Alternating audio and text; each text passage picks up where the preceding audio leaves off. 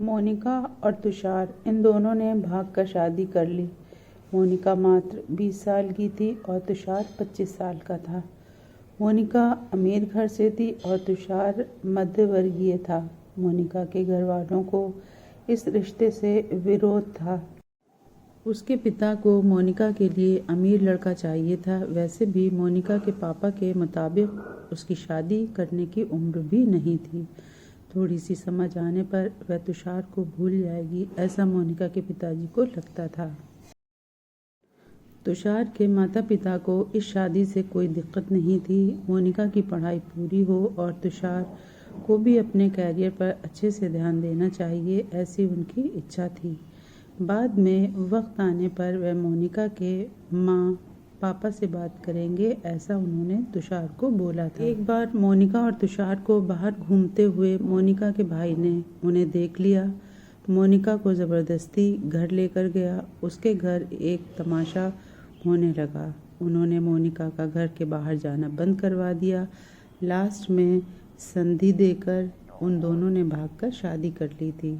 मोनिका के घर वालों ने उससे सारे रिश्ते तोड़ दिए। तुम कभी भी खुश नहीं रहोगी, ऐसी उन्होंने बद्दुआ दी।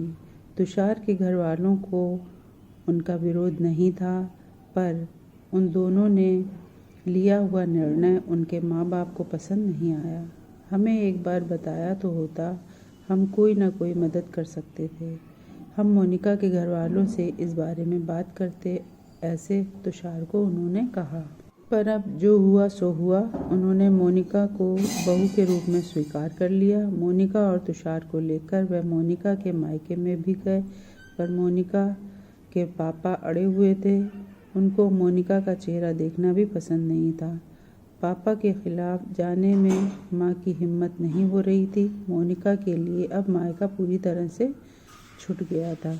धीरे धीरे मोनिका का तुषार के घर में मन लगने लगा। अब अपना जो कुछ भी है वह यहीं पर ही है, यह उसे समझ आ गया। मोनिका बड़े लाड प्यार से बड़ी हुई थी। उसे कोई भी काम की आदत नहीं थी। हमें ही उसे सब कुछ सिखाना पड़ेगा, इसकी तुषार की माँ को यानी मोनिका की सास को पता था। सब कुछ अच्छा चल रहा था, पर नियति के मन में कुछ और ही अलग चल रहा था।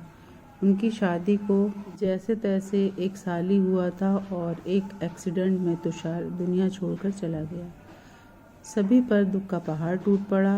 ऐन जवानी में अपनी बेटी की मृत्यु होने के कारण तुषार के पापा को ज़बरदस्त मानसिक धक्का लगा। मोनिका भी पूरी तरह से टूट गई थी। अभी तो उसकी गृहस्थी शुरू भी नहीं हुई थी ठीक से। मोनिका के मायके वालों को यह बात मालूम पड़ी, तब भी मोनिका के मायके वाले कोई भी नहीं आए।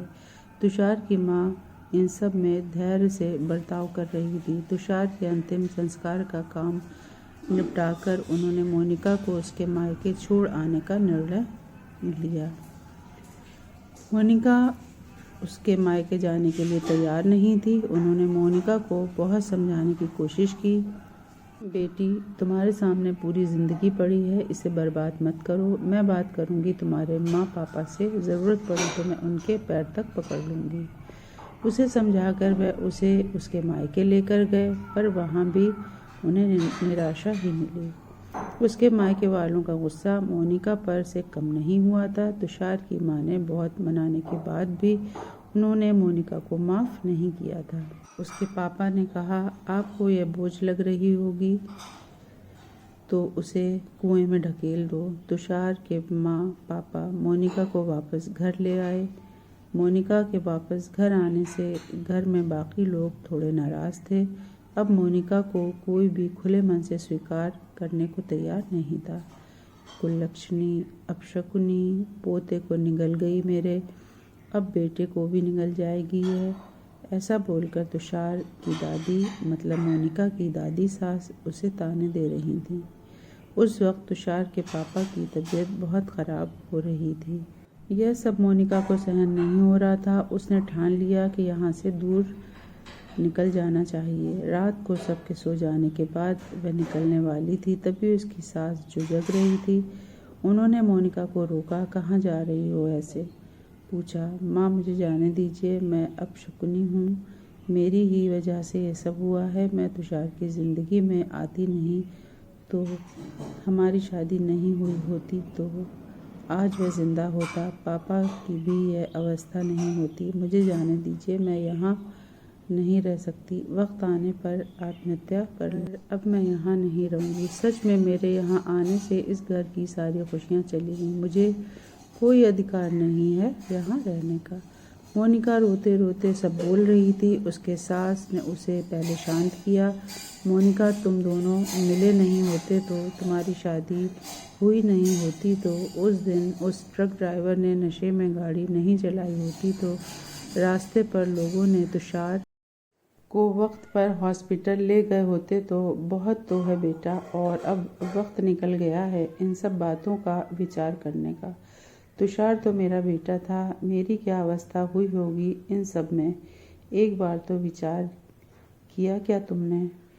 वह तो चला गया और अब तुम भी छोड़कर चली जाओगी मुझे। मोनिका, तुम मुझ पर बोझ नहीं थी इसलिए मैं तुम्हें मायके छोड़ने नहीं गई थी। हमारे सामने पूरी ज़िंदगी है। किसी के चले जाने से हम जीना तो छोड़ नहीं सकते। यहाँ से ज़्यादा तुम वहाँ पर खुश रहोगी क्योंकि यहाँ तुषार की यादें तुम्हें हमेशा दुख देंगी, ऐसे मैं सोचती थी। पर जाने दो, जो हुआ सो हुआ। अब तुम तुम्हारी पढ़ाई पूरी करोगी। मैं हूँ तुम्हारे साथ और इसकी चिंता करने के लिए मैं हूँ ना। सिर्फ तुम्हारा साथ चाहिए मुझे बेटा इन सब में। तुषार के जाने से हर कोई परेशान था। हर किसी का बोलने का तरीक़ा अलग हो गया है। तुम्हारा दुख मैं अच्छे से समझ सकती हूँ पर अब तुम्हें संभलना होगा। लोगों का बोलना नज़रअंदाज करना होगा। तुम्हें मन लगाकर पढ़ाई करनी होगी। तुम कोई भी गलत फ़ैसला नहीं लोगी, इसका मुझे वचन दो। मैंने मेरा जवान बेटा गंवाया है और अब बेटी को नहीं खोना चाहती। सास की बातें सुनकर मोनिका को रोना आया। उसने सास को गले लगाया। माँ, मैं कहीं नहीं जाऊँगी आपको छोड़कर। आप जैसा बोलोगे वैसा ही करूँगी। मोनिका की सास भी मन भर के रोई। आज पहली बार उसका दुख फूट फूट कर बाहर आया था। आगे मोनिका ने मन लगाकर पढ़ाई की। बहू नहीं, वह उस घर की बेटी बनी। बहुत सारे ताने, बुरी बातें उसने सुने। हर एक राह पर उसकी सास उसके साथ थी। वो दोनों एक दूसरे की ताकत बनी। मोनिका IAS अधिकारी बनी।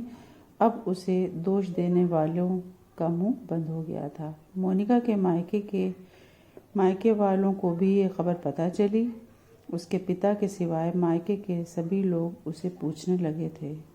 सास ने अच्छा जोड़ीदार चुनकर मोनिका की दूसरी शादी करवा दी। शादी के बाद भी मोनिका अपनी इस सास को कभी नहीं भूली। शासकीय अंतिम काल में भी मोनिका रात का दिन करके सेवा में हाजिर होती थी। सास के रूप में मोनिका उसकी ज़िंदगी खरे अर्थ से जीना सिखाने वाली माँ उसे मिली थी। पर सच में मोनिका के सास जैसी ऐसी कितनी समझदार औरतें हैं समाज में जो एक चौखट से बाहर जाकर सोचती हैं और दूसरों का आधार बनकर उनका जीवन सफल बनाती हैं। तो आपको हमारी स्टोरीज़ पसंद आती हैं तो लाइक करें और चैनल को सब्सक्राइब करें। Thanks for watching.